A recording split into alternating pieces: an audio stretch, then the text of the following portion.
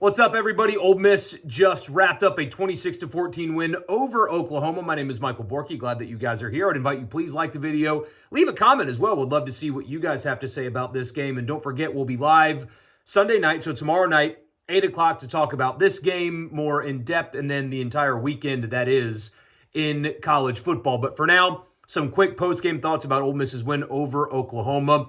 A tale of two halves. I mean, Ole Miss was down at halftime, 14-10, and the team got booed off the field. And by the way, I think that's fine. We'll get into this more tomorrow night, I'm sure. But when fans have invested what they've invested into a team, and the team plays the way Ole Miss did in the first half, that's what happens. You kind of the fans have earned that right, and the team earned the sum of the boos that they got. It wasn't a full stadium or anything, but the Boo Birds, I think, were justified. They played a terrible first half, all things considered. Oklahoma was able to run the football on them and have some long sustained drives, and it could have been worse at halftime, but Ole Miss got a fourth down stop deep in their own territory early in the game.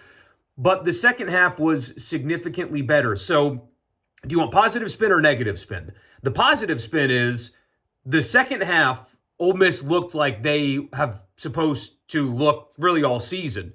Defense right out of the gate. They had to get a stop. Oklahoma got the ball to start the second half after scoring a touchdown to end the first half. So Oklahoma goes into the locker room with a ton of momentum. And Ole Miss defensively it's like, I don't want to do the halftime speech thing, but somebody got after somebody in the locker room because Ole Miss's defensive front especially was nasty in the second half, and they attacked. And, what did Ole Miss have in the game? They had 15 tackles for loss and 9 sacks. They really got after Oklahoma in the second half. So quick stop, score, stop again. That's the defense set the tone in the second half and played inspired football for what felt like the first time, like as a team, as an entire team, for the first time in a while. And so what they looked like in the second half, that can be competitive not only next week, that can beat Arkansas, that can be competitive with Georgia. So whatever they found in the second half, both offensively and defensively, that is what they were supposed to look like. Now, they had opportunities to score even more. I think they got too conservative there on their second to last possession of the game. They were just kind of running clock out and getting out of there. I wish that they would have gone into attack mode and really just buried Oklahoma. I think style points might be important, and they had an opportunity to get them, and they chose not to. But defensively, they were really good in the second half, and offensively, they were really good in the second half. Jackson Dart, in particular, was 14 of 17 for 218 yards in the second half. And that was after a sluggish start for him. I think he was 3 of his first 8. There was a drop mixed in there, but he missed on a third down, missed Caden Lehigh and what would have been an easy first down. So Dart was better in the second half as well. And there was that play to, it was Davis. Davis's only catch of the game where Dart eludes pressure and he anticipates Davis cutting upfield. And as he's about to get tackled, just drops a dime over his head. And it's almost like that kind of relaxed him a little bit, and I like the way that they called offense today for the most part. Short yardage is still a disaster for Ole Miss at the moment, quite frankly, but I like the way they called the game today. They used the tight ends. Hey, did you guys know that Caden Prieskorn exists? Turns out Caden Prieskorn exists. He had 71 yards on 5 catches today. Daquan Wright had 3 catches for 54 yards. They used the tight ends. They used the middle of the field. They did things in play calling that allowed their quarterback to get comfortable in this game. Quick stuff, short passes, over the middle, crossing routes, especially without Trey Harris. I really liked pretty much the entire game's worth of play calling with the exception of short yardage. That is still something that they're very, very bad at. They struggled running the football today, but I liked the way they called offense today by and large. There was a couple of missed opportunities that the play calls were good. Jackson Dart on a sack held onto the ball just a second too long, had an open Juice Wells in the end zone. So even when things didn't work, you can still see Play call was good. Scheme was sound. And that's a really good Oklahoma defense. Like, let's not kid yourself. 14 of 17 for 218 yards in one half against that Oklahoma defense is good. It's certainly good. Defensively, they were really, really good today.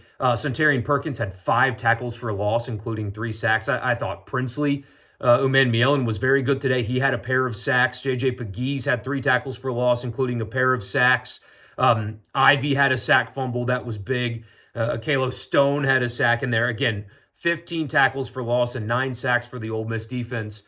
But still, there were issues in this game. In the first half, they were sloppy. They got off the field on 3rd down, but there was a horse collar. And then Oklahoma scores later in that drive after another personnel foul penalty that Ole Miss gave them 30 yards worth of penalties on 1 touchdown drive. You had a dropped pass that would have been a first down. There are still things that this team does poorly. Let's see the penalty number, actually, while I've got you here and I'm talking about it. Ole Miss had 6 penalties for 84 yards, which it's going to sound crazy.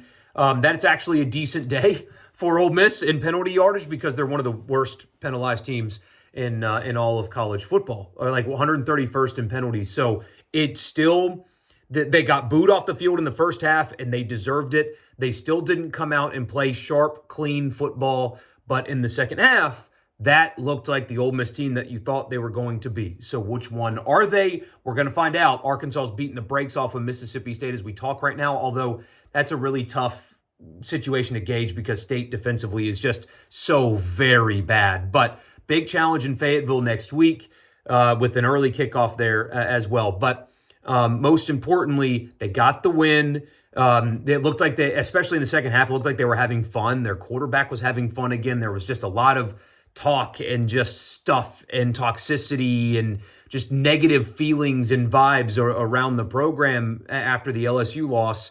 And there gets to be a happy locker room. And by and large, they looked like they were supposed to in the second half of that ball game. So will that continue? We'll have to see. But they needed that. They got it. They deserved what they got at halftime. They still have a lot of things that they need to get better at, but they won the game, and that is what's most important. And they won the game looking that way in the second half. So opportunity still in front of this team. We'll see if they can turn this into something. But, hey, they won the game, and you guys get to enjoy the rest of your day watching football. We'll see you on the live stream coming up tomorrow night. In the meantime, y'all have a good football weekend, and I'll talk to you then.